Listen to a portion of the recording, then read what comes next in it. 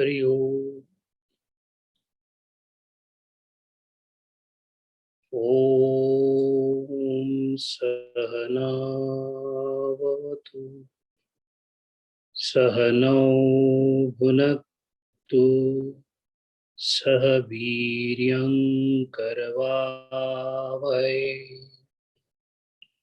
तेजस्विनावधीतमस्तु मा विद्विषावहै।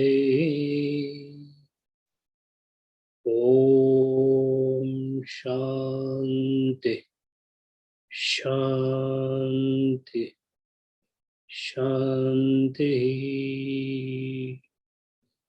समस्त जन कल्याणे निरतं करुणामयं नमामि चिन्मयं देवं सद्गुरुं ब्रह्मविद्वरम्। ओम श्री चिन्मय सद्गुरवे नमः। योगेन चित्तस्य पदेन वाचां मलं शरीरस्य च वैद्यकेन योपाकरोत्तं प्रवरं मुनीनां पातञ्जलि प्राञ्जलिना नतोऽस्मि। हरि ओम। In the second pad, sadhana pad of Yoga Sutra of Patanjali, we are focusing our attention on karma, the different aspects of karma, nuances of karma, and how is it that we came under the spell of karma. The word karma is perhaps the Sanskrit word that is so often repeated that it has got its place even in the English vocabulary. Throughout Bhagavad Gita, we shall see that the word karma gets repeated n number of times. And that is precisely because the functionality, the karya of the Karan Avidya is full blast seen in karma. We do karma, we undertake karma, we regale in karma, we rejoice in karma, we sink in karma, we get dejected in karma. So there is nothing in our life except karma. That is why Bhagavad Gita, in the beginning of Karma Yoga, tells that you cannot stay without karma. The moment you start staying without karma, your job is done. So if that is the importance of karma, then to know the structural details of karma becomes imperative on the part of sadhaka. Why do we study karma? Because it has direct bearing on sadhana. So far what we have studied is Klesha Mulaha Karmashayo Drushta Drushta Janma Vedaniyaha. Klesha Mulaha, Klesha, in other words, the reaction of a person to the things that are happening with him is the root of creation of karma.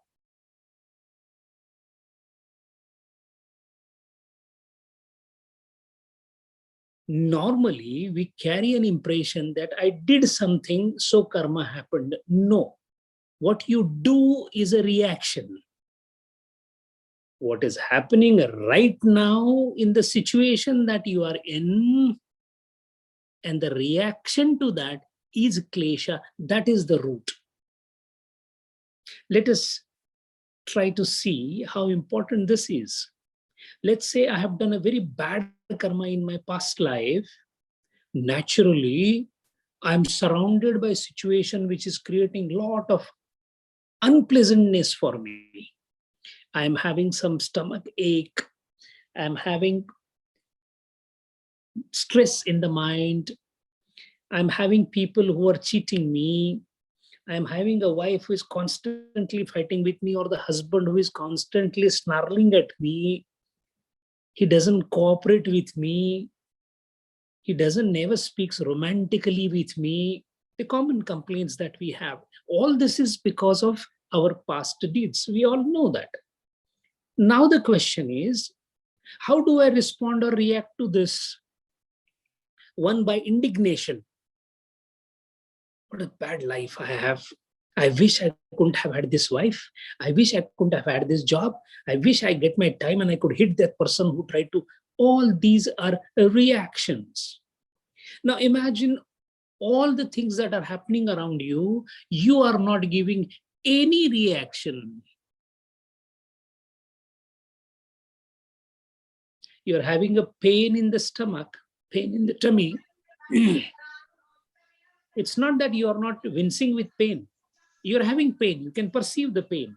But you're calm enough to go and have a medical tablet. Wait patiently for about half an hour to 1 hour for the pain to go off. What happened in this case? The pain came.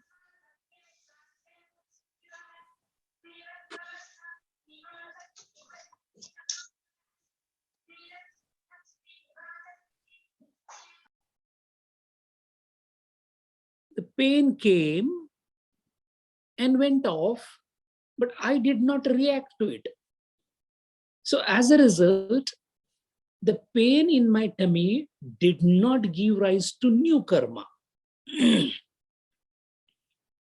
I'm sleeping and it is too much cold outside. The blanket is not enough.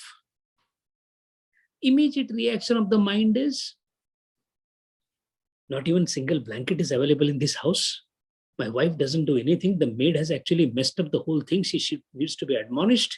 Why can't she keep a little better blanket? It is already winter. What has happened is we reacted to the situation. All these reactions are the root of further karma ashaya. So on two aspects we suffer. One, the reaction that we give, and two, the training for the reaction. When we are small, we learn new words. And these slangs in every language are not learned. They are learned with the help of friends outside. So the parents always try to give good words to the child. He goes outside and learns the first slang. And then he uses that slang and finds that it is a good thing to snub somebody. Second time he goes, he uses this 2 times. And after repetition of that particular slang, he becomes expert in slangs. Now what happens? One is I reacted in a wrong manner.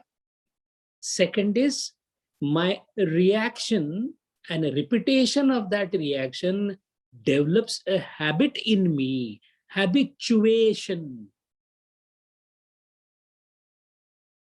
This habituation is vasana.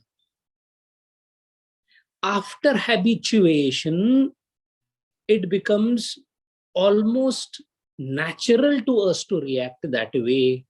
So if you ask an angry person, he says, I try my level best to control the anger, but somehow, I'm not able to do it. You are not able to do it because you did it for last 40 years.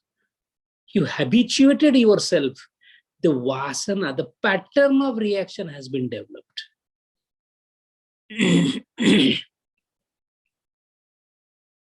In English, we use the word, I got used to it. Used to means repeated usage led to I'm used to it. Habituation. And once you are habituated to a certain set of reaction, the sum total of all habituation is your character. So first is reaction, which is klesha, to the situation that you are in. The klesha leading to formation of new karmas, repetitive kleshas leading to formation of vasanas, and the bundle of all vasanas together creating a character out of you. So we say he's a liar by character. Liar means he has been lying repetitively. He is good by character. He has been doing good things repetitively. Now this is the sequence in which the root is klesha. Klesha mulaha. Mulaha klesha. Sati mule, klesha mule, tad vipako jati ayu bhogaha. And because of this particular klesha, which leads to karmashaya gives rise to three things: birth, sufferings, bhoga, and a period to enjoy that called life. So jati, ayu, and bhoga, these are the three things with which we are born. This being born is called bhavika. Bhava means to be. To be means to be born. Eka bhavika means born once. A karmashya is like series of pots collecting the karmas done in one particular life birth, waiting for the ripening, and the ripening, when it happens, you are born, and then you are born as whatever XYZ, depending upon the jati that you are in, which species you are. Accordingly and proportionate to your vasanas and karma, you are given the bhoga for that particular life, and you enjoy or suffer from these bhogas till the time you are allotted that particular lifespan. This is how the karmashaya fructification, which is called vipaka, karma leading to karmashaya, collection of karmas, karmashaya ripening, giving rise to eka bhavikata, that is birth, giving to jati, ayu, bhoga, and this is called karma vipaka. Now the question comes that out of those pots that are there, millions of them are there, because how many births we have been doing this karma, we don't know. Amongst those pots, some are fructifying, so they're going to give you birth. So they're called eka bhavika. Now that particular thing which has been destined by the Lord for you to take the birth is called niyata vipak. What is niyata vipak? Now that is going to fructify. So suppose your 10 pots are taken out. That is why we have a misunderstanding about prarabdha. We always think prarabdha means last birth or current birth.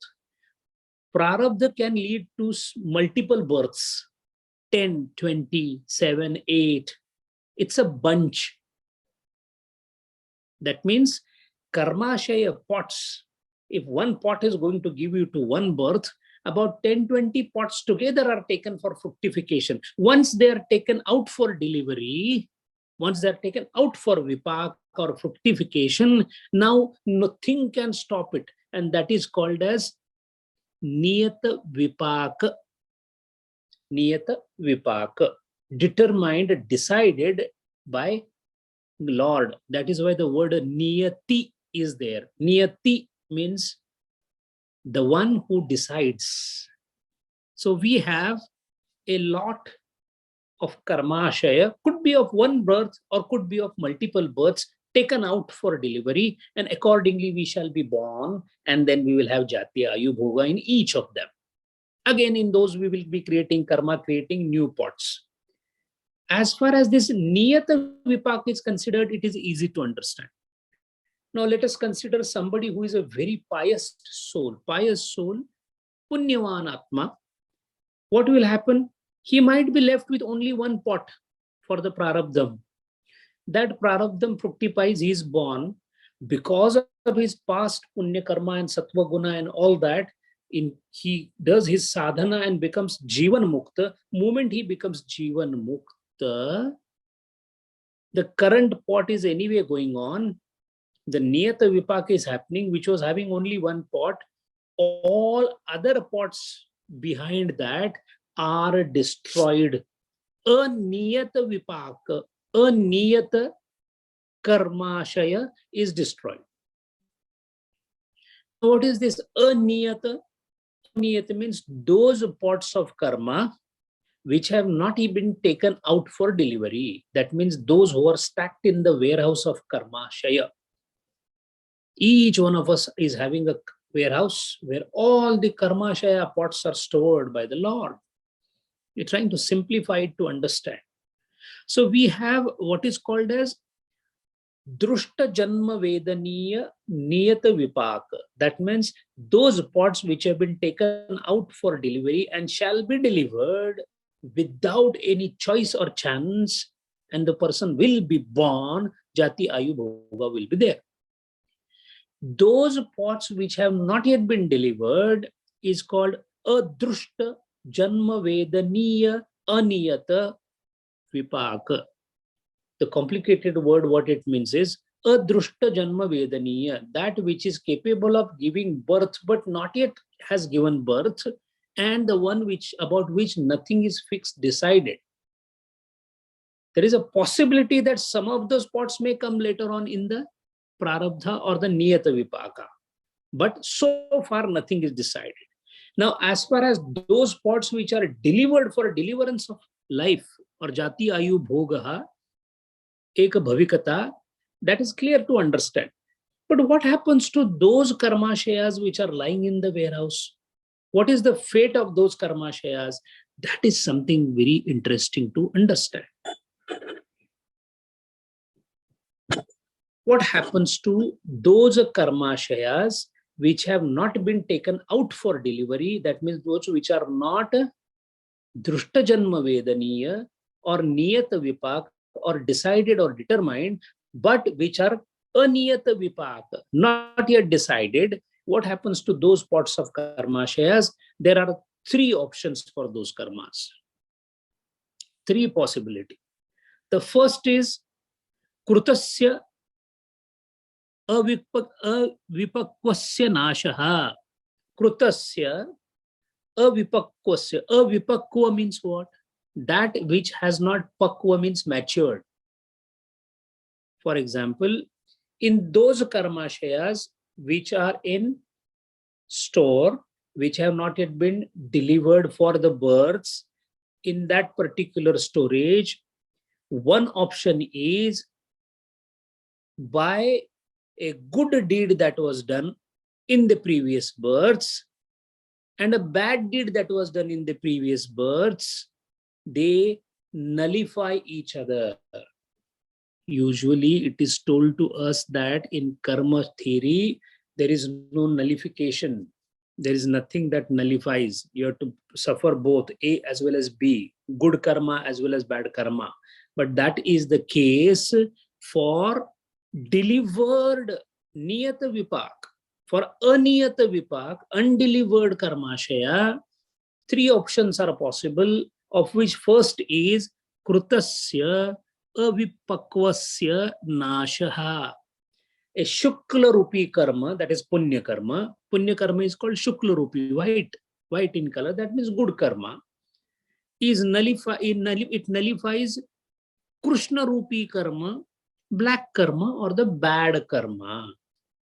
That is how one way of reducing the karma is nullification process.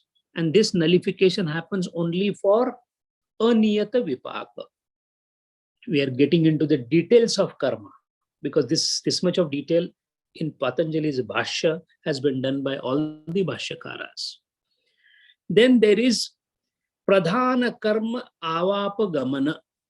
Pradhana Karma Avapagamana means minimization. What is minimization? Minimization is, suppose there is a karma which is of a larger intensity. Let us take a karma of having very nice food, sumptuous food. What is this karma? Punya karma. That is why you are getting sumptuous food. So now when you are eating sumptuous food, all of a sudden you get a small hair and you just take it out and you feel bad for a moment. You throw it and again start enjoying the sumptuous karma. What happened? The punya karma was supposed to give you happiness. The happiness was continuing. It was marred by, it was disturbed by a very small incidence, but then it did not bother you much. It got minimized.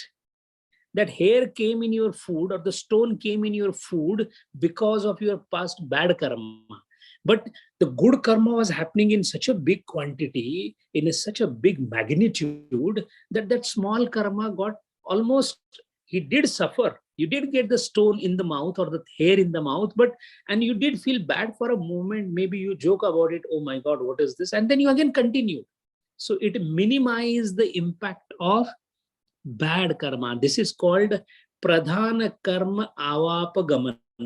This is different than the first one. The first one is nullification process. It actually nullifies. The good karma nullifies the bad karma. That is the first option. Second is, good karma is so huge that the bad karma being small, it almost goes unnoticed. I will give another example. We go for a roller coaster ride. When we go for the roller coaster ride, are we not afraid? But we enjoy and we are afraid, both. How this can happen? You either enjoy or you are afraid. How can you have both? But there, both things happen. The fear that is there, that fear is very little, but the enjoyment is far bigger. As a combination, it looks adventurous. Bungee jumping. In bungee jumping, what is happening? You are enjoying the fear. Isn't it an oxymoron? Enjoying the fear, but it happens. Pranks that we play. Somebody plays a prank with you. Your friend plays a prank with you. And then what do? When you come to know, you laugh it off. How can you laugh it off when somebody has played something dirty with you? It's simply because you look at it in a different manner. So overall, that gives more fun to you, although you have been victimized. That way, pradhana karma avapagamana can happen. Again, to avoid the confusion, karmas are of karmashayas can be niyata vipaka or aniyata vipaka. Niyat means determined, decided. There is no change there. There is no nullification, nothing. What has been delivered for you to experience in the form of jati, ayu, bhoga, birth, bhoga, and lifespan, that you have to suffer. There is no nullification there. This nullification and minimization is happening in the one which is not yet delivered.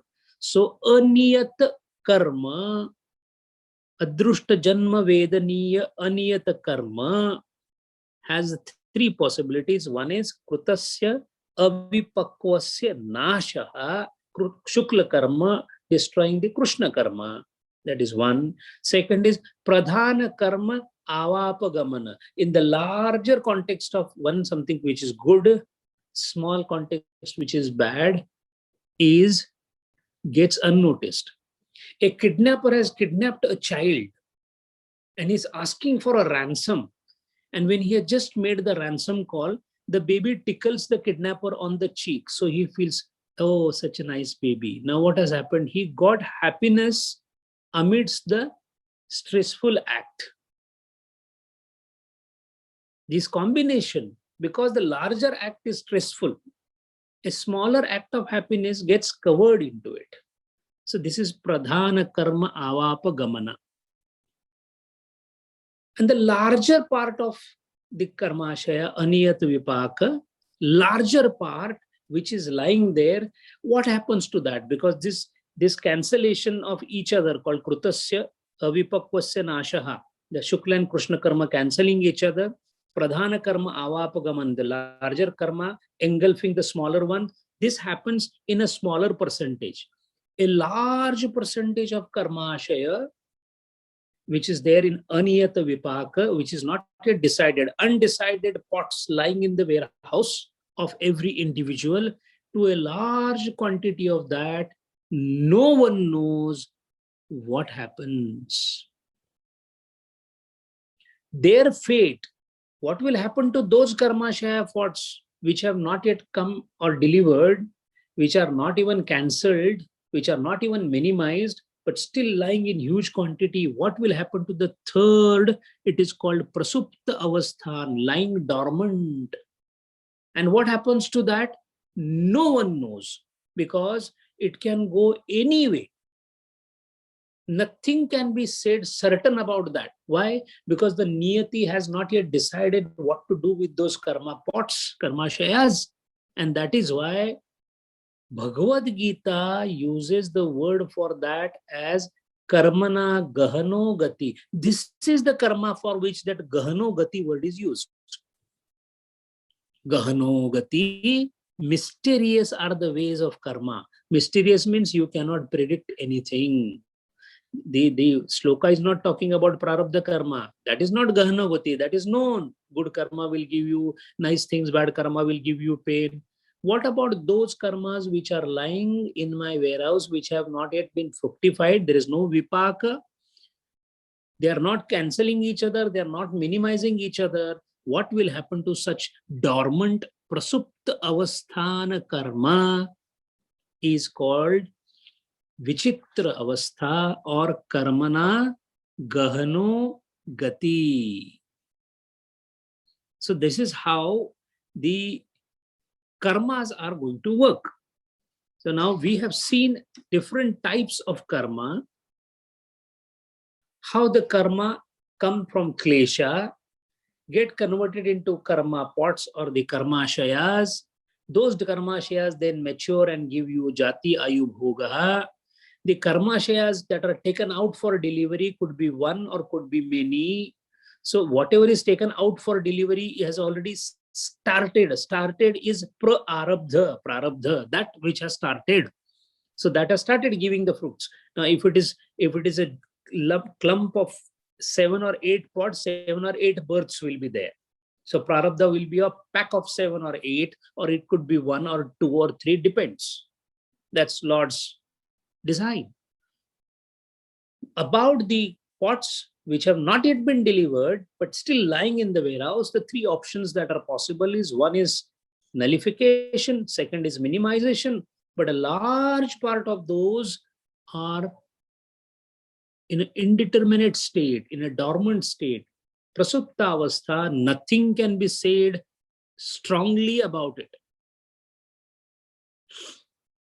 The examples given for this minimization by Panchashikhacharya, the Acharya of very high esteem in Patanjali's tradition, is when you do a Jyotishtom yajna, that yajna is made for achieving something. So maybe to have a child or a kingdom, whatever. During that yajna, you do create some amount of himsa, because the Agni Prajwalat is being done. When the fire is being lit, it definitely kills some organisms, some germs, etc. So it is a himsa, but the act of yajna is pious one. So what happens in the larger context of the pious yajna, smaller context of violence gets nullified. This is called pradhana karmani avapagamana. So the vichitra ascharya janaka karmana gahano gati is of the third type of aniyata vipaka, adrushta janma vedaniya aniyata vipaka, or those karma shayas which have not been delivered, lying dormant. No one knows which way they will go. That is why it is called Arjuna karmana gahano gati. So much about the structural part. Now the functional part of the karma, te lhada paritapa phalaha papa punya hetutvat. That karma shaya is punya rupa or papa rupa. Now the nature of the karma shaya, nature of the pot is being discussed. Lhada means allhada. Lhada is sukhrupata. And when you are sukhrup, you feel good. It is called allhada. Anything that you enjoy is called allhada. It could be anything. Lhada is a sukhrupta, and mind well, sukhrupta is not common for everyone, for everybody. Everybody's sukhrupta is different. There is a highly hopeless psychological disease called caprophagia, in which the person is inclined to eat the fecal matter, which is so disgusting in even to hear for us, but the gentleman enjoys it. The child eats clay and feels very happy. So happiness feeling, sukharupata, lahada, is enjoyment. The means do not matter. The terrorist feels happy killing many people. So lahada, sukharupata. Now the question is, interpretation of enjoyment, the enjoyment that you enjoy in your life and the pain that you get in life. What can be painful? A treacherous wife, although highly beautiful, her face can be very, very painful. How a beautiful face can be painful? It is because the person in whose mind that beauty is there is right now, because of the treachery, because of the loose moral, is creating pain in the mind of the husband or the friend or boyfriend, whatever it is, fiance. So sukharupata is lahada. So punya gives sukharupata or lahada. Papam gives dukkharupata, paritap. That means punya janaka karmashaya gives rise to jati, ayu and bhoga of lahadadayakata.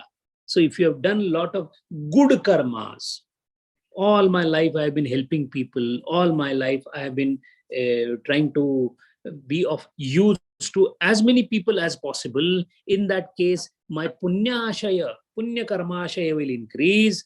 As a result, in my further birth I shall be in any situation, but I will be happy. Now, do we understand that people who have got tons of money are extremely depressed? All the Hollywood heroes you will find addicted, right from the person called Michael Jackson to Marilyn Monroe to John F. Kennedy, to people suffered from different type of diseases, but they were at the peak of the power, peak of the popularity, yasha, satta, kirti, sampatti, pratishtha, everything they had, but they were not happy, because means you may be having, but whether the means will give you the happiness or not depends on the punya quotient of yours. Kaupinavantaha khalu bhagyavantaha. Look at Shankaracharya says, the one who has got only one langot, only one small vastram, is the one who's mule taro kevalam ashrayanta. One who sleeps under the tree is the most happy. How can one who is sleeping under, you and me, if we sleep under the tree, we will be not happy. What it means is, happiness is the disposition of the mind, and that disposition is the result of the punya karma.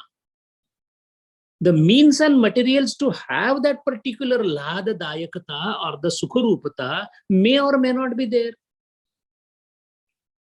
In the extreme poverty, the mother cooks something beautiful and the children enjoy it. And the extreme richness, which we all have, our children are so pampered that even the expensive food brought is thrown out because I didn't like it. What happened? Nothing happened, sir. The punya karma is not there. That is why sukharupata is not there. Availability of means and materials around does not mean sukharupata, because you have to have punyam to enjoy or be sukharupa. So that means punya janaka karma ashaya gives rise to jati, ayu, bhoga of ladadayakata or sukharupata, while papa janaka karma ashaya gives rise to jati, ayu, bhoga of paritapa or dukkharupata. So we have this clear in our mind, because when we see a lot of poverty in this world, people are not getting 2 square meals a day. Somebody comes and beats them. Poor dog is walking on the side of the street. Somebody comes and just hits the dog very badly for no reason. And by making sound, we feel very bad. Why an innocent animal should be attacked like that? But we must understand that animal who is suffering is the one who is suffering because of his or her own deeds. That doesn't mean we should be callous about them. Our attitude towards them should be of only seva, irrespective of what they were, because of which they are suffering now. So we are not supposed to go into the past of the person who is suffering, saying that, good, he's today poor because he has done papa karma. No, that is not our right. He is suffering because of his bad deeds. As far as my deeds are concerned, irrespective of who he is, I shall continue to be of a service to everyone around me. Every act done with no me in the center is called pious act. Any act where there is no me, myself, is a pious act, is punya karma. A very simple definition of punya karma. I have got a lot of money. I want to keep it. Both these statements have got I into it. It is a selfish act. Family needs the money for their sustenance, so some money has been kept for the family. It is not a selfish act. My family should be extremely happy, even though other families are not happy. It becomes an unselfish act. It becomes a selfish act. So the boundary between me, mine, and others is very faint. So keeping me, myself, and my needs to the minimum. I am the person in the family. So as a sadhaka, my own needs should be the minimum possible. My family's need are dependent on the family members, so it may exceed, because they may not be at the same level of sadhana that we have. They may not be at the same level of understanding. So if the wife wants, instead of one, about 10 different saris, we go for it. Although in mind, in person, you do not really cherish that, because 8 saris out of them could have given a lot of money to the poor people, to the society, to the nation, to others, to the jivas who are in the form of Shiva. But since it cannot be imposed in that manner because of grahasthashrama that we are in, as far as personally myself or oneself is concerned, I shall be having minimum possible requirement for my sustenance. So spending 250 dirhams on a perfume just to feel good about it is not a expenditure that one should be doing on oneself, because it becomes papatmak act, because it could have given rise to punyatmak act, because 250 dirhams is half of the salary for some people. That is how lhada paritapa falaha papu punya hetutva. Once this is known to us, now we come to a very important and a very critical question. All this, let us say, we understand. Now the question is, that means it is very clear as far as karma is concerned, all I need to do is punya karma. Why? Because punya karma will give me enjoyment, sukharupata, lhada. So what I will do is I'll do so much of punya that every time I'll be getting lot of power, lot of enjoyment, lot of like the way it was offered to Nachiketa. But viveki people, vivekinaha, sarvam dukkham eva. They call even sukham also dukkham. Vivekinaha, those who are viveki, the one who uses discrimination, intellectual discrimination, for him everything is dukkha. There is no sukham. This brings us back to Buddhism. Now we are coming very close to Buddhism. Those who have studied Buddhism will understand in next 2 or 3 shlokas we are going almost parallel with Buddhism. Amongst the 3 cardinal principles that Buddha gave to this world, the first cardinal principle is world is full of sorrow. Akhilam Vishwam Dukkhamaya. And if we ask ourselves, how we will say, how can you say that? I'm enjoying, I've got an apartment for myself, I bought a villa recently, I have come to a new place, I've got a good job, they call me CEO, I've got a new BMW, Mercedes, whatever the car is, it's all good. What is bad in it? I'm able to afford these things. I'm able to afford good food. I'm able to afford to go to different tours and all that. And I'm not harming anybody. What is bad in that? But a Viveki says, this all also is very bad. This is Dukkha Roop. How can it be Dukkha Roop? I'm eating Srikhandam every day, Basundi every day, Mithai every day. What is bad in it? Because I can afford it. Look, I'm doing hard work or whatever. Or if you're a stupid person, you'll say, I'm doing hard work. If you're a little wiser person, will say, I have done good punya karma, so I'm enjoying it. What is bad in it? And if God is giving me, why shouldn't I take it? Why shouldn't I enjoy it? But the yogi doesn't enjoy it. The yogi says, Dukkham evam sarva. Sarvam dukkham eva. Everything, including sukha, is also dukkha. And that is what brings us to the 15th shloka, to understand how sukham is dangerous. In fact, sukham is more dangerous than dukkham. In case of dukkham, you are anyway trying to avoid it. Any dukkham, you don't want it, so you're trying to avoid. But sukham, you want to have it. So the possibility of landing in trouble of karmashaya is far more higher with sukham than dukkham. It is not that dukkham doesn't lead you to karmashaya, that also leads to you, but the potential, the vigor is far more with sukham. And how do we reconcile that? Because if you look at the Purva Mimamsa, Jaimini Shastra, it is very clearly said, do yajna yaga, do all good karmas and go where? Go to Swarga. What is our ultimate need, or what is that we are ultimately asking? The highest asking, one, I should not die. Two, I should not become old. And three, I should never suffer. Is there anything other than this that we ask? And all these three things are available in Swarga. In Swarga, na jarayati. We have seen it in Kathopanishada. Nobody grows old.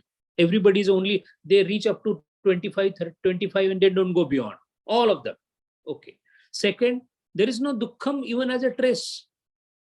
Morning, evening, afternoon, night, only enjoyment. Okay. So all bhogas are only positive bhogas, nothing, no negative bhoga. And there is no death. What more you want? Isn't it? This is what all we are asking here. Unfortunately, no one gets it. That's a different thing. But Swarga means this is what Swarga, that is called Paralaukik Sukha. In this loka, you don't get it. So you go to another loka, Paralaukika, that is Swarga. So asking for that, and Swarga is the ultimate Sukham that you will get. That is what the Purva Mimamsa states us. So why can't we keep that as our ideal? Our ideal should be that do such a good work that you should never die, you should never grow old, you should never suffer from disease, and you should only have enjoyment. That is the aim of life. Why this is not the goal of life? What is wrong in it? And that is why the 15th shloka answers this. Parinama tap samskara dukkaihi. One part. Guna vritya avirodhacha dukkham eva sarva vivekinaha. The tagline is Dukkham eva sarva vivekinaha. For the viveki or the yogi, everything is dukkhamaya, sorrow. Even the sukham is sorrow. To understand that, we have to understand these three words. One is called parinama dukkha. Second is called tapa dukkha. Third is called samskara dukkha. So three types of dukkhas sukham creates. We are trying to now study how sukham is dukkhamaya. Three types of dukkha sukham creates. Parinama dukkha, tapa dukkha, samskara dukkha, and also gunavritya avirodhacha. Because of non-enmity between the gunas, so there are four reasons why sukham is nothing else but dukkham. And let us try to see. Parinama dukkham. What is parinama dukkham? Why parinama dukkham? Sarvasya chetana achetana sadhana adhina ayam sukhanu bhavaha raganu vidha. Meaning, Sarvasya, all, Chetana Achetana. Chetana means what type of Chetana? Chetana means our own child, my child. My child is Chetana. So Sarvasya, Chetana Achetana, both the types.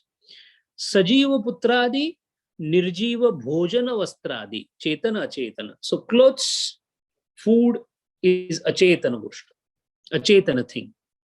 Sajiva is Putra, Bharya, Kalatra, whatever, girlfriend, whatever we call it. These samagri prapta sukha raga kleshani yuktaha. Now what happens is, you become bound by that sukha. How do you become bound by sukha? That child which is your sajiva sadhana. It is a sadhana. It is an instrument of happiness. Your child is your instrument of happiness. Now that child is suddenly disappeared. He's not seen in the crowd. What happens? It generates dukkha. If you don't have a child, you ask a barren couple who don't have children, you ask them, are you suffering from any problem from any child? They say, we don't have a child. We don't have a child is their pain. Understood? So they feel the one who has a child is a very happy person because he has a child. Ask a person who has a child, he says that so much of problem. But sir, you wanted a child, you celebrated the coming of the child and so many birthdays and happy birthday to you. What happened suddenly, sir? It's all useless. At the age where we are in 45 plus or whatever, ask anybody, will say, oh, children are, these days children are completely, why? It is no point calling them as our own children. All of a sudden there is upariti. Why? Because the instrument, sadhana of attraction, of pleasure, ultimately became sadhana of displeasure because you get bound to that thing. And since you are bound to that thing, anything which unbounds the thing, you don't like. A simple thing, everyday food, you require some sweet at the end of the food. And it gives you pleasure. A day that is missing, you become, what happened? Why? Every day, you don't know. You didn't keep it. You should have brought it. What do you mean by it is not there? At least give me something else. What is happening, sir? Because you liked something sukha rupata, it led to so much of parinama dukkham. So you become bound to the sukha is the parinama dukkham. Because once you bound to sukha, now you can't afford to lose it. That is how sukham becomes a cause of dukkham in the first place. So this is called parinama dukkham. Parinama sarupa prapya dukkhanubhavaha. And when you do not want anything other than what you want, every time you want something, you underwrite, I don't want so many things. When you say, I want my child to become first topper in the class, you simultaneously say, I don't want others to become first in the class. So every time we get a particular enjoyment, it is at the cost of not losing it. So this is parinama dukkham. Second dukkham is, one is dukkham because of loss. I may lose it, is parinama dukkham. You get bound to it. Raganu viddhata, it is called. Second is tapa dukkha. What is tapa dukkha? Anubhava rupa dukkha. What is that? Because you have something that you liked and you are enjoying, to protect that, you create so many gunas in you which are ultimately detrimental to you. For example, dvesha, raga, lobha, and moha. All the four come with sukham. You have one car. It should stop there. It doesn't stop. What happens? After some time, you feel, I bought it, but it is Toyota. It could have been better if I would have had a Ferrari. What happened? Lobha.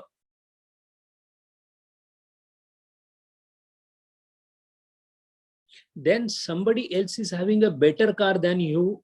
You feel that also I should have. Moha.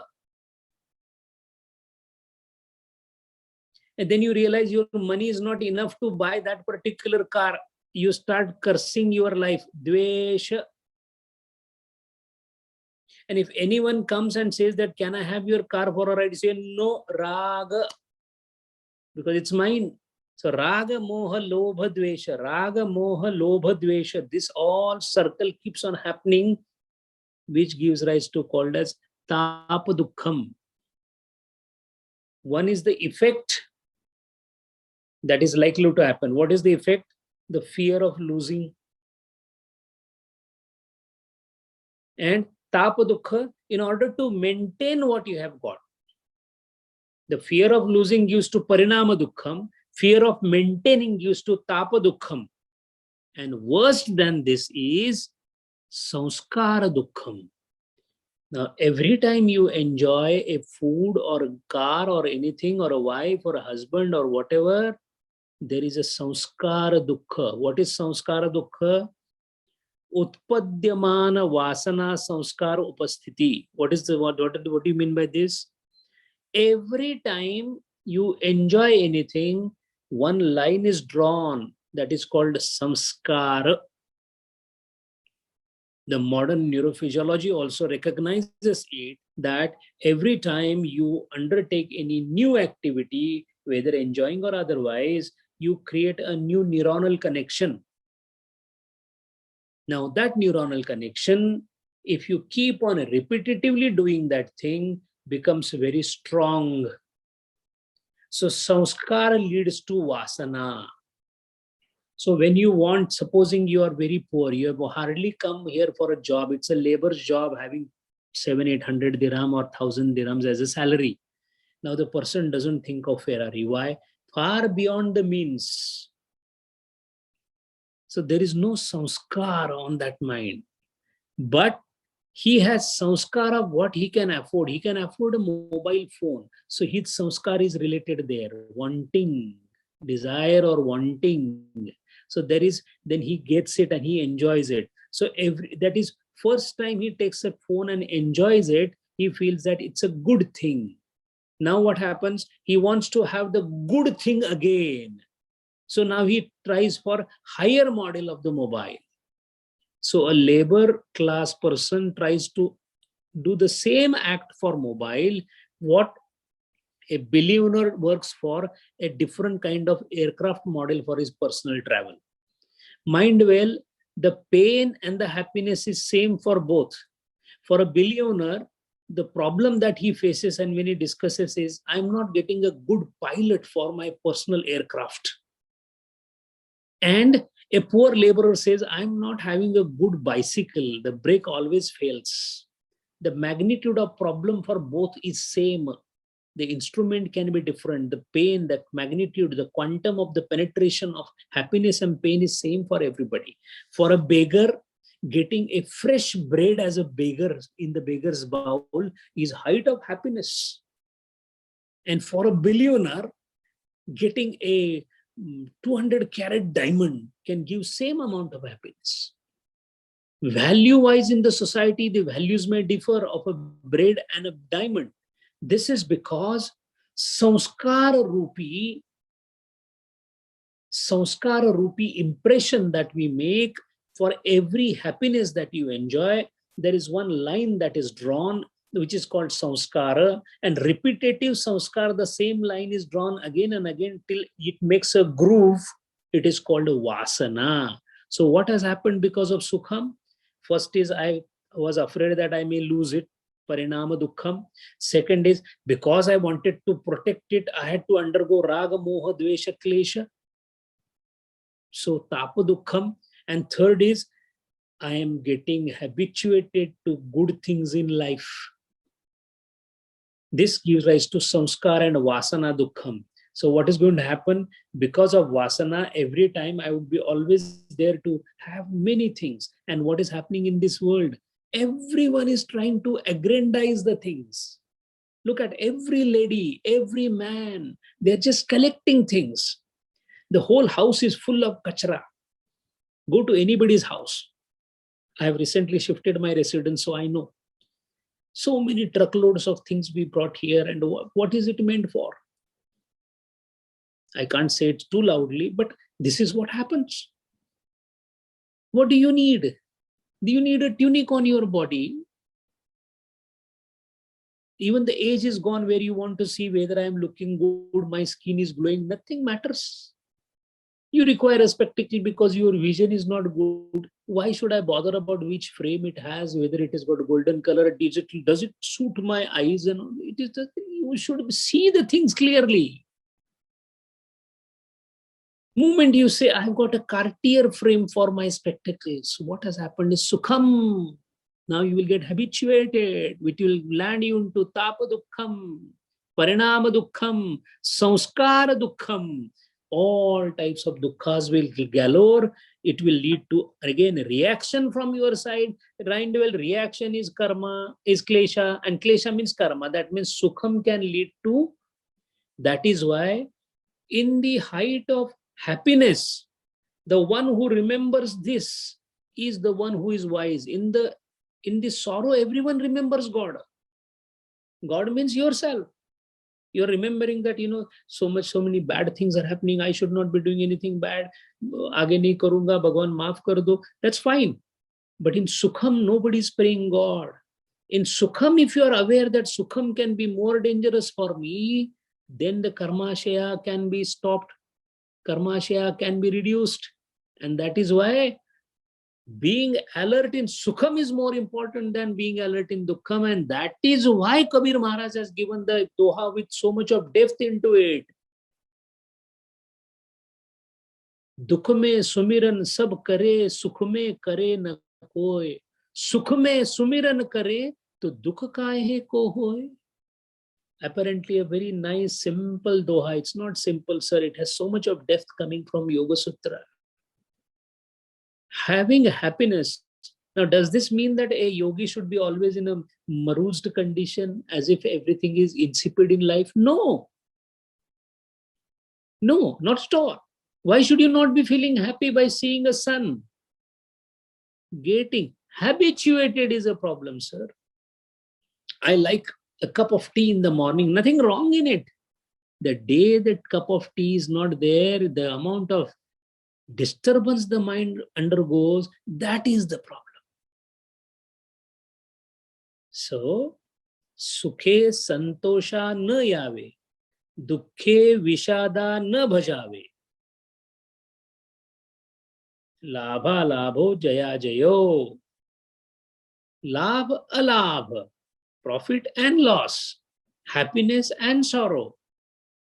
That is why Sthita Prajna Lakshana has been given so much importance in Bhagavad Gita.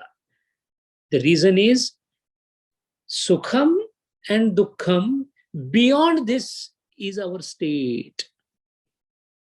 Sukham may be lucrative to look at, but in turn it is destructive. Dukkham is destructive, no doubt about it, nobody wants it. So that's why Sukham and Dukkham, beyond this is our destination.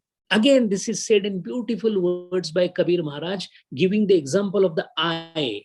Eye has got a black thing and a white thing, the sclera and the cornea, the black thing and the white thing.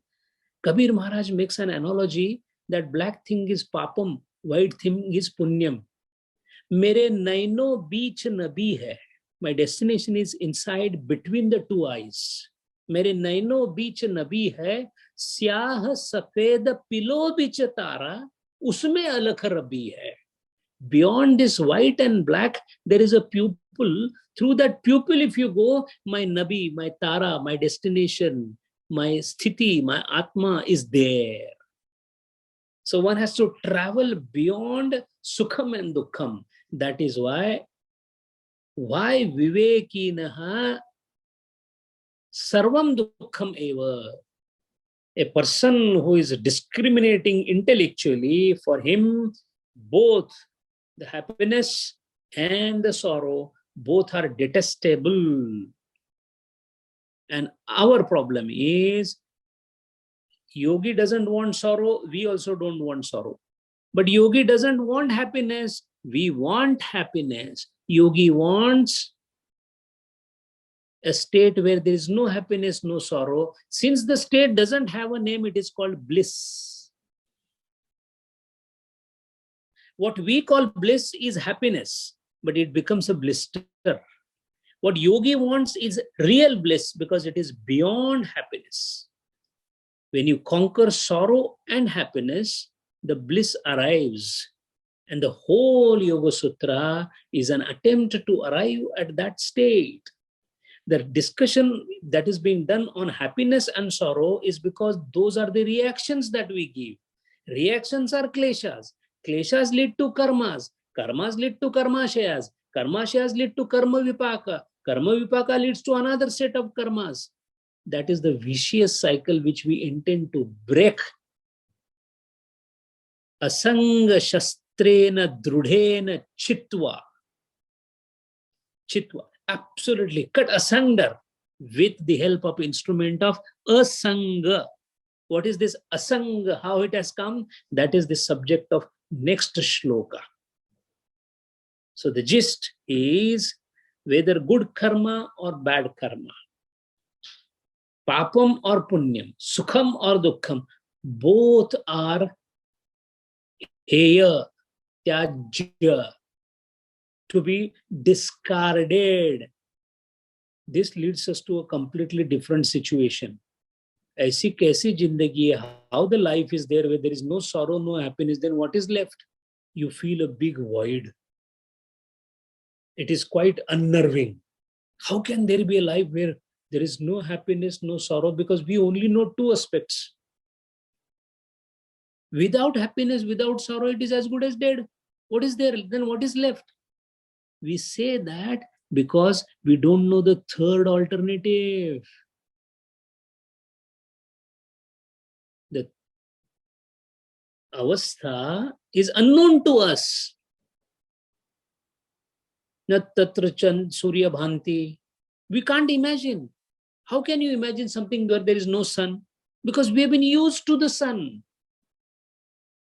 And the Vedic Arti says that place where there is no Chandra or Surya. Chand suraj jahan pavan na pani, ko sandesha lave. Kabir Maharaj is happily saying that there is no sun, there is no moon, there is no wind. Which is that terrain?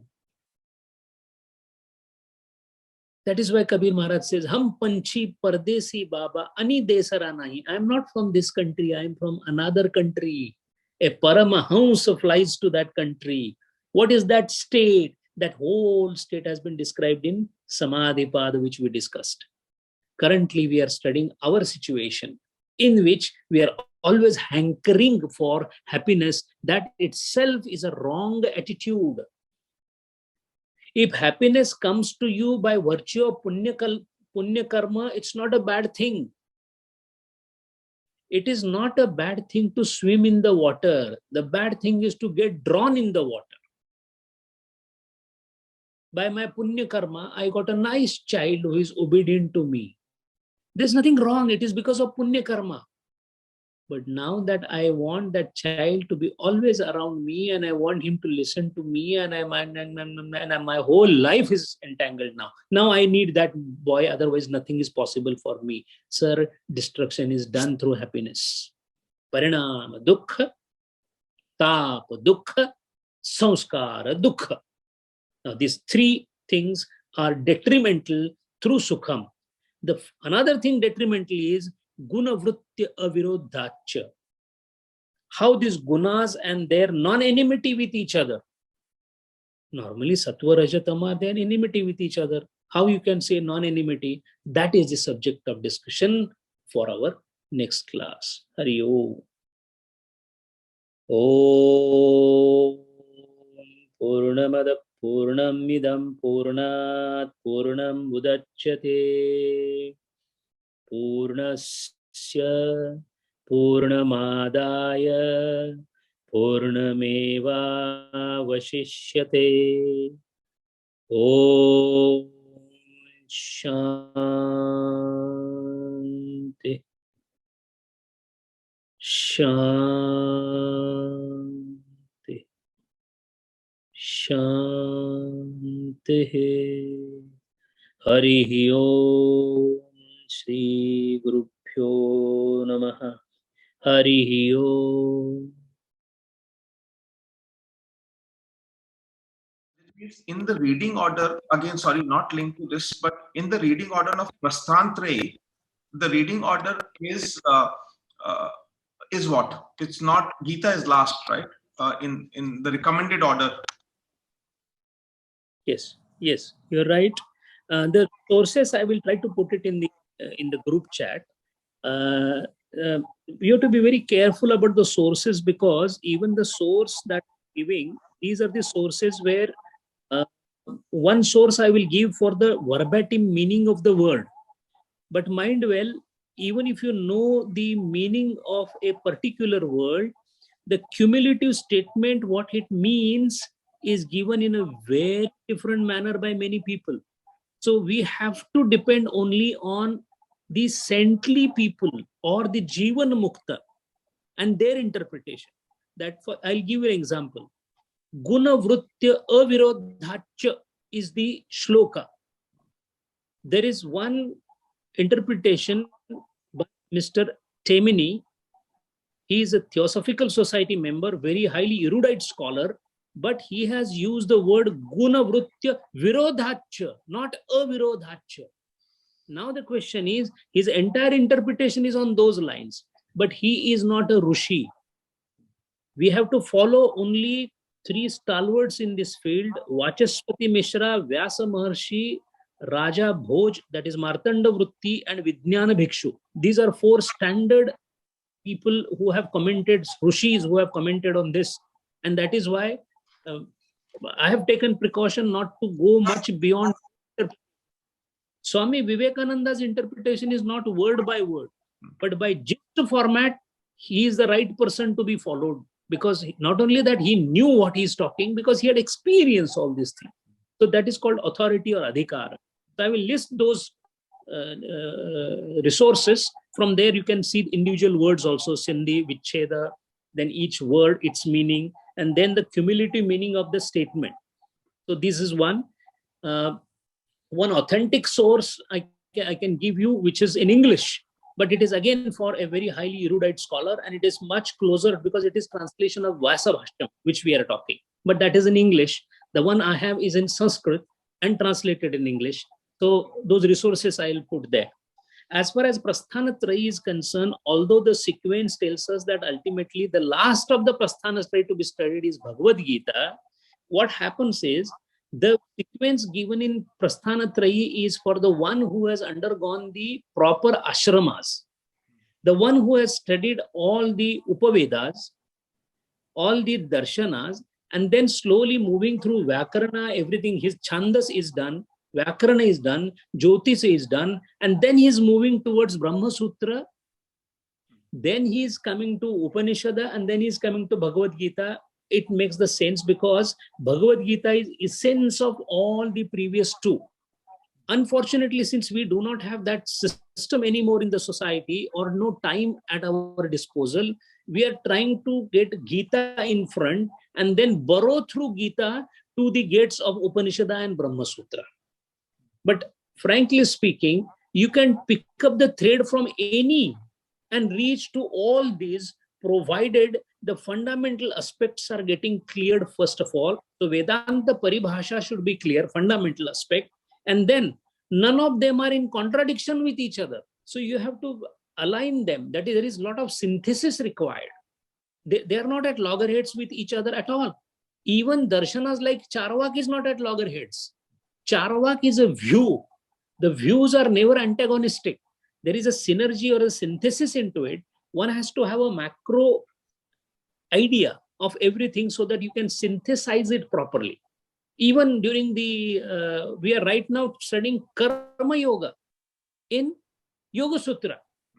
Yoga Sutra subject is not Karma Yoga, but because it is definitely related to Karma Yoga, that is how Patanjali Maharaj has come down to even Karma Yoga. So that is why, as far as the sequence of study of Prasthanatrayi is concerned, first of all, Prasthanatrayi means Prasthana. You should be prepared for Prasthana. Then the question of sequence comes. And preparation of Prasthana is after you have done the rest of the paraphernalia of the study, there is a Dwadasha, Chaturdasha Vidyasthan. Out of that Chaturdasha, then you have to study Purana. But those kind of studies these days are not available. So what we are doing is we are building up from any thread that we have got. That is the reason why a person of Guru Deva's stature took Bhagavad Gita directly into the hand for the common masses. He knew what the Prasthantraya was. He definitely knew it. He didn't study Bhagavad Gita at all. He studied Upanishad and taught Bhagavad Gita. That is because there is a common thread, and with mighty intellect that he had, he could synthesize it properly and give it in a proper form. Bhagavad Gita is like a raw. If understood properly, you can make halwa out of it. That all depends upon one understanding, or the one who preaches, one who narrates. He has to have first the clear understanding, which is again the indication of Sattva Guna in the person who is speaking. And Sattva Guna can be very deceptive. Sattva Guna gives intellectual ability to understand. So I am speaking, I may be understanding it, but that is intellectual understanding. Practical application of that is the most critical. After studying so much of Karmashaya, it comes to our mind that what is most critical in sadhana is to watch the mind. And how often you watch the mind? Start the exercise from today and keep watching your mind. More you watch your mind, more you come to know Yoga Sutras very clearly. These are all practical workings down the line.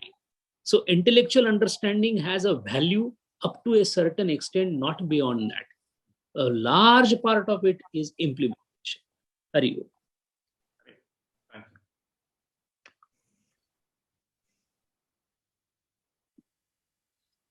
you. Sanjay, just a little clarification.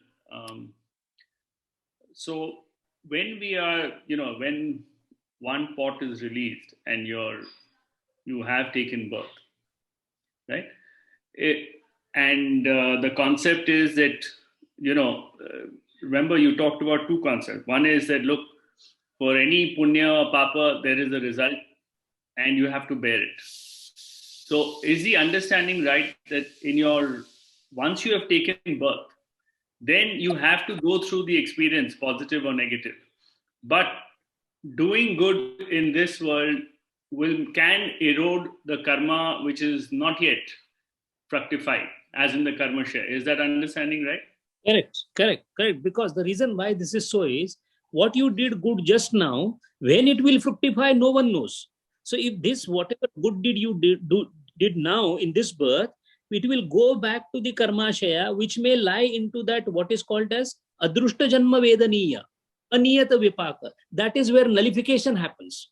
That what is that, for example, today I did a good deed, and that because of that I'm going to get a loss in my financial life that will be avoided. No. In the current life, it cannot happen. You can't do just good thing today so that I am avoiding all my bad things in my life right now. No. Because what has been already allotted to you, good or bad, you have to suffer. There is no nullification.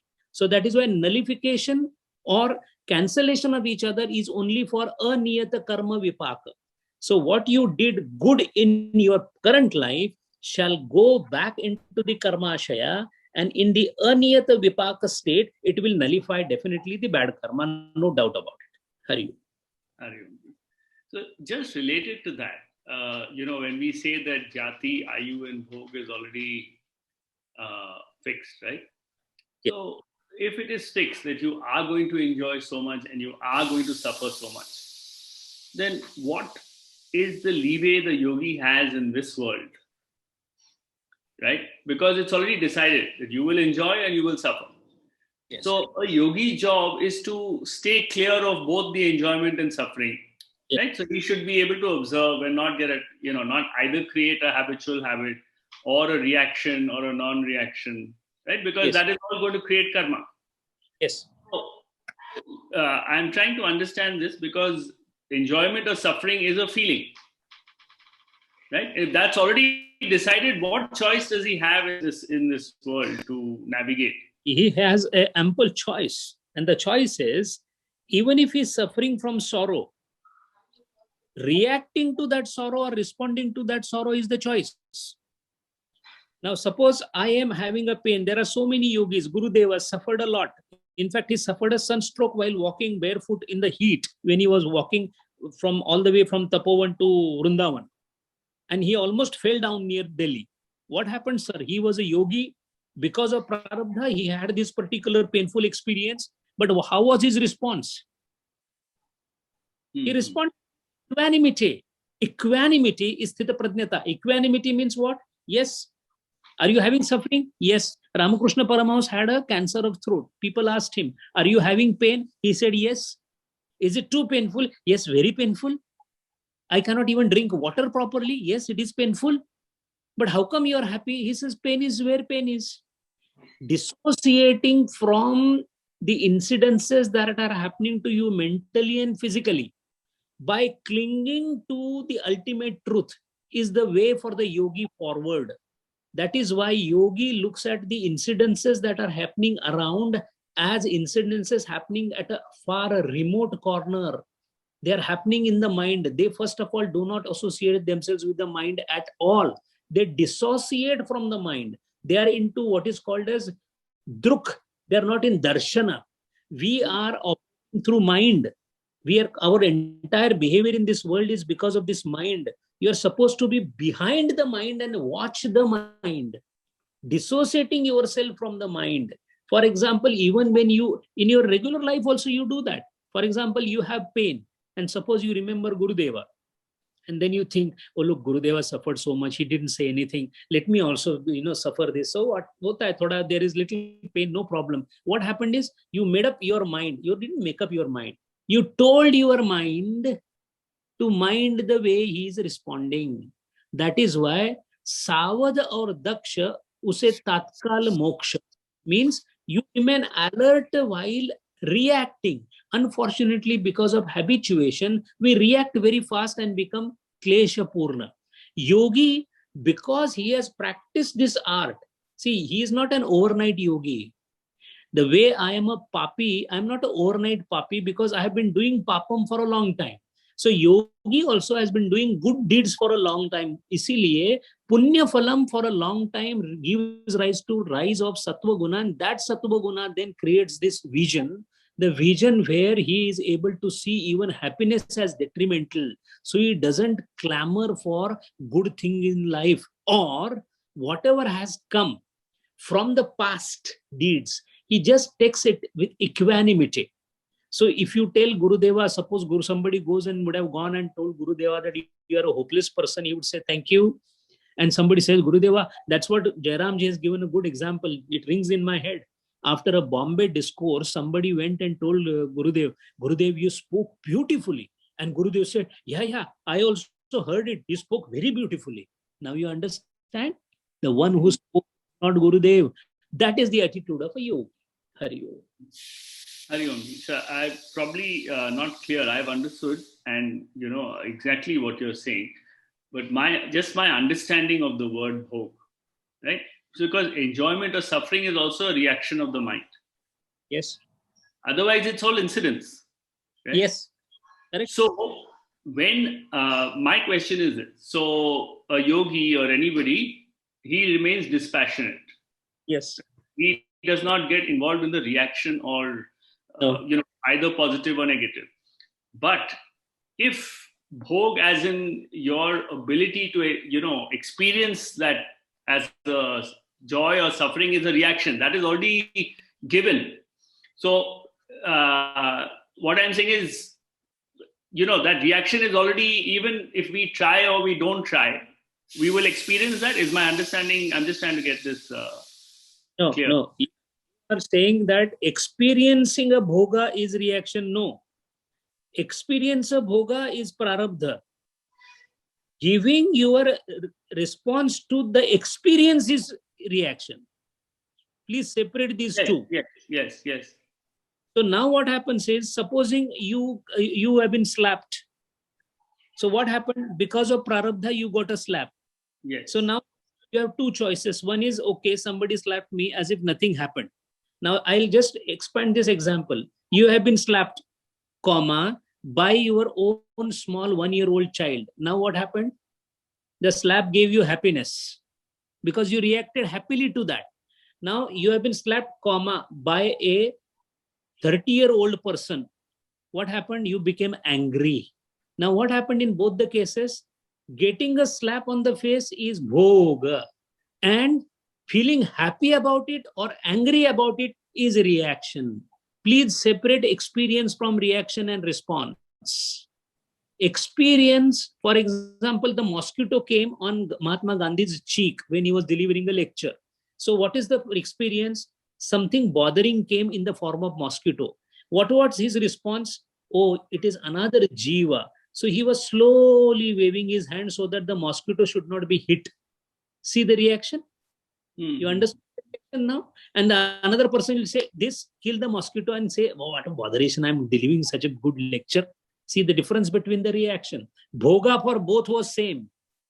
Reaction differed. One was klesha purna, another was savharda purna. That means understanding the life of even a mosquito. So this is how a yogi reacts or responds in a manner as if nothing has happened. So sukha dukkha me krutva labha labho jaya jayo is this such an important aphorism of Bhagavad Gita, that labha labho jaya jayo sukha dukkha same krutva. Are loss and profit, how it can be same? Because we are used to it. For a yogi, I happened to meet one Jivan Mukta, and I went to meet him. And what happened was, when I was sitting near him, I was trying to find out a place to sit, and suddenly he said, "Sit, everything is all clay only. It's all Maya. It's matti. See the attitude." And what I was looking, I was saying that, can I sit down my pant and my, whether that bedsheet is clean or that is the way you respond to a bhoga. So yogi responds in a neutral manner with a slight smile on his face. This is the smile Sri Krishna has on his face. Whether it was a domestic problem with Satyabhama, whether it was Jambuvant, whether it was Kamsa Maharaj being killed, whether it was Arjuna and the war, Duryodhana, Gandhari came and cursed him and whatnot, and Durvasa Rishi, everything happened. Sri Krishna's slight smile on the face is indicative of that this is happening at some periphery on a television screen. I am not at all into it. This doesn't come by intellectual description. This comes by practice. And that is the reason, why do you think tapam is done? What is tapam? Tapam is practicing yourself for not reacting to the situation is tapam. So that's why you don't have to go to the forest, right where you are. In fact, Grahastha is the best tapam place, because you are hounded by so many things and God has given you something beautiful. Tukaram Maharaj says, I am extremely grateful to God because he has given me the worst wife in the world. Bare zhale deva paila kajaga. Socrates was saying that I am so lucky that I have got Xantippe as my wife, because she can literally butcher anybody, and that is how I became a philosopher. It depends on how you change the situation around you in your favor for your spiritual progression. So this is all a business of minding the mind, being alert, being very careful what we are doing, slowly destroying the habits, the vasanas. Habits are slowly destroyed. One by one, decisions are taken. Everyday life is implemented in some disciplined manner. And the discipline is to be alert at every reaction. Then you find that you slipped many a times. The anger comes out and then you think about it. Doesn't matter. At least your thinking is going on. Next time there is an agitation, start saying sorry.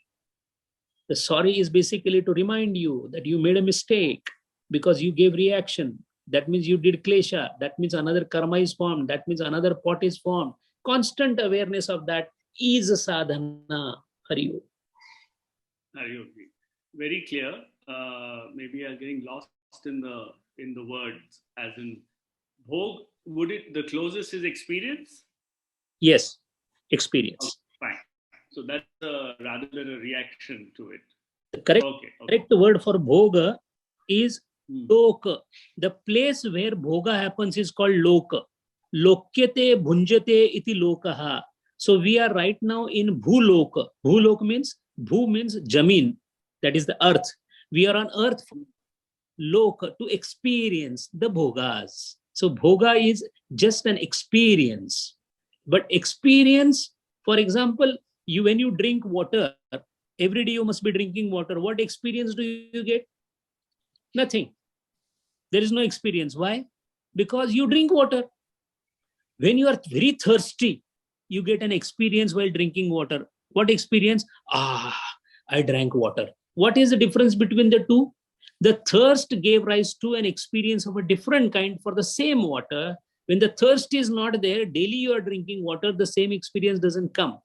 That means water is same, drinker is same, experience differ. This experience is called bhog. Hari. One last one on just on trying to understand the practicality of things. See, let's say, for example, right, this whole Sanatana Dharma for centuries has, because based on this karma theory, right, we always talk about selfless action and doing things for others, etc. But when you look at the practicality of the people who follow it, it somehow doesn't seem to come out as strongly or as a practice. I'm just saying, let's look at something like, Sikhism, or I've seen whichever part of the world, whatever they do, I'm just saying, they are an affluent community, they eat well, they drink well, whatever they do outside. But as a philosophy in a Gurdwara, or, I've seen, irrespective of levels, people serve, and it's a matter of pride, that giving, that ability to give. So you will find, as a practice, I'm saying, so there is a theory and there is a practice, right?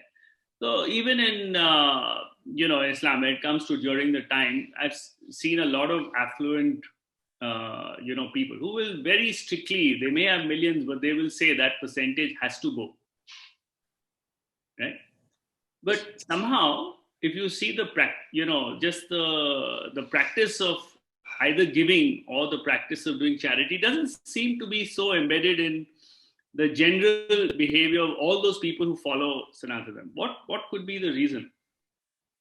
Yes, the real difference is, now we are coming to a different topic, but it is an important topic. The religions, the way they are established in this world, each religion has a cause for establishment.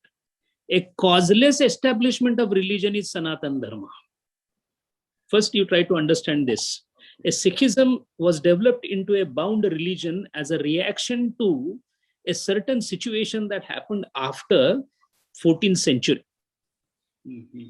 Islam has been a reactionary religion, although it started essentially as enlightened religion.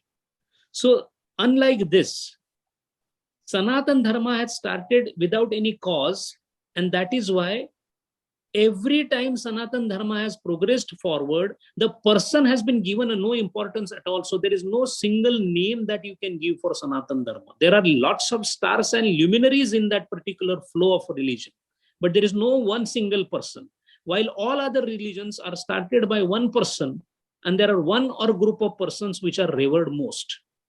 Because these religions were started because of situation and one or a group of persons, the indoctrination happened because of certain sets of ethics that were laid down. Now, they were laid down because of the faith that it was laid down. The indoctrinations were followed to the T. In Sanatana Dharma, or what is called as Hindu Dharma also is not the name. Sanatana Dharma, the biggest factor was, instead of indoctrination, it was left to individual for the moral suasion. The moral force pursuing a person to do a certain things was left open at an individual level by loosely organizing something at a higher or a community level or a national level. That being the reason, not one single thing is emphasized in Sanatana Dharma, and everything is emphasized in Sanatana Dharma. If you talk about charity, a lot has been said in that.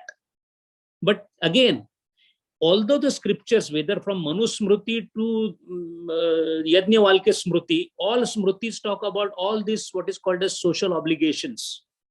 But the biggest thing that the Sanatan Dharma emphasized was individual upliftment based on eternal truths, sometimes spoken by some people called saints. It is not like this, that the truth expounded by person XYZ is the truth. That is not the basis of Sanatan Dharma. Sanatan Dharma's basis is eternal truths individually to be found out, fathomed out, with the help of those who have done it earlier in the form of Rishis and Munis, whose name may or may not be known to you, whose existence, date of birth does not matter to you, whose color of his dress and tunic and reverence to his sword and other things do not matter.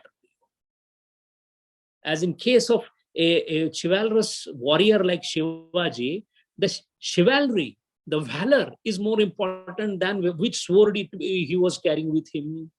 So that is again an outlook. That being the reason, because Sanatan Dharma and the Rishis knew that the longer lasting effect will be there when only the principles will flow as eternal truth and individually they will be followed. That is the reason why, in spite of all onslaughts, all doubts, all conservative estimates, eternal dharma will continue to be there. Vivekananda had said, don't worry. It is Lord's design that this will continue, not because this is a favored religion, because it is the, quote unquote, the religion. Now the question is, the same eternal truths are there in other religions also. But there the religions were overshadowed by the person who expounded the religion, and the person and the personality became the art of reverence rather than the eternal truths.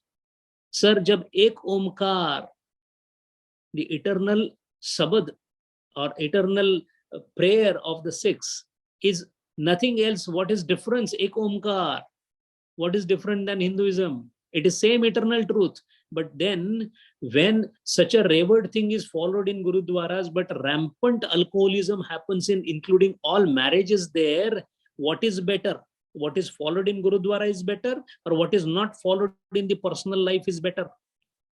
Again, these are all comparative things. So societal implications of religions are not the basis of estimating the religions. Charity is best left at you at an individual level. For example, why is a person who belongs to, say, X religion is donating a certain amount of percentage? He's afraid. He's afraid that if I don't do this, I will not get a place in heaven where there are so many damsels dancing. That is the maximum level of philosophy it goes to. The original philosophy does not talk like that. It talks of charity out of Jiva Seva and Shiva Seva. Another thing, in eternal Sanatan Dharma, the charity is done by the poorest of the poor. A poorest person on the earth called Swami Vivekananda created a mission called Ramakrishna Mission, which did the highest charitable work, and it is still doing it. So what happened here? The eternal dharma affected one person. That is why Swami Vivekananda, as well as Gurudeva, had said, give me a handful of people, enough, handful of charged sannyasis. One sannyasi with one stick in the hand could revolutionize the entire India and reinvigorate the Sanatan Dharma. His name was Shankaracharya. So that is why these analogies are not real good analogies to compare. So that's why occasional, situational, person or group of person-oriented religions will always have a higher relevance, but mind well, they have an irrelevance also. For example, today if somebody questions me about anything that I'm doing as an Hindu, I can answer that. But suppose if I question one thing, that the 5 Ks that are used in Sikhism, nothing against it, it is revered by the Gurus, but what is the usage now? Suppose if I keep the kirpan with me, what will happen? Now the question comes, no, it is told by whom? By our Gurus, correct? But for what purpose? At what point of time? So there is nothing. For example, the hairs were increased in Sanatan Dharma. Why? Because in the jungle there was no barber where the tapasya was happening. No, but sir, now I am doing tapasya in the city. You can cut your hair. Have you found any eternal dharma? It is written that if you want to become a sadhaka, you have to have this color coat, you have to increase your hair, you have to pierce your ear. Oh, depends. If you are Nathpanthi, pierce your ear. You need not do it. But I'm not a Nathpanthi, but I'm studying Gorakshanath and I'm not piercing my ear. Nobody comes and tortures me. That is the beauty of eternal dharma. Come from all the source. Come like a wind from all the sides, as long as you're bringing good inside. Mahatma Gandhi said, my religion is Hindu or eternal Sanatan Dharma. It is a house where my windows are open for the winds to cool breeze to come of all the religions inside. But I refuse to be swept away from my home. Hari Om.